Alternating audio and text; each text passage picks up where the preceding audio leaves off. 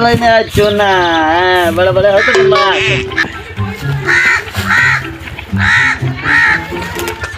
ये कौन है? ओ भाव केड़ा? Oh no! अरे भूखा क्यों रखे तू यार? भूखा रखा तो रखा मेरी है, तू क्या हाथ मारना जीते? जान है यार, हैवान है क्या, बेज़बान है क्या, कुछ कुछ याद रखेंदा है ना?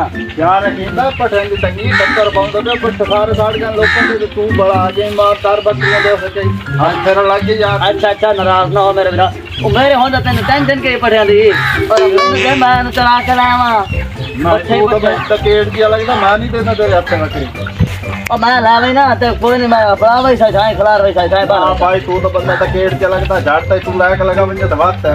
ओ नहीं नहीं इस बार कर मैं मेरा है तो मेरा अब बंदा तो शरीफ लगना दे ना दे भाई। हां तो सोचन दे भाई चलो सोच ला मैं ओ भाव रजा के ले सके लाई ना से उठी ए तो ताना के आसी देख सही तो करी। अच्छा हां अच्छा लाया बाबा ऐसे करो तूने अपना में लाता है। हां मैं अपना भाई ना ये हां ठीक है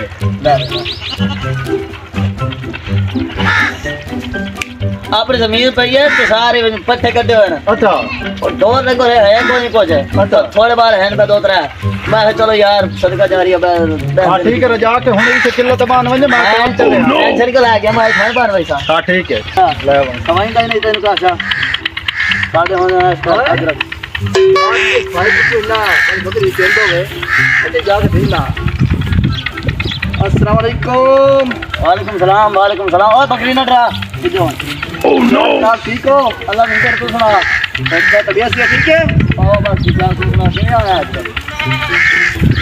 ये डरती पई यार तो की करना तो पीछे चराने दे बकरी में भूख होती है। अच्छा ऐसा तुझे भेज दिए।